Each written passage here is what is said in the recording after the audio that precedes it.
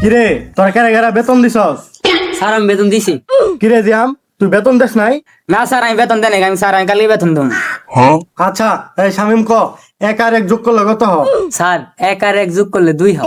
এই জিয়াম তুই ক, 100 প্লাস 150 গুণন 400 মাইনাস 250 এন কত? থরস বিল্লালের ইনকাম কত? বাইগান হারামজাদা।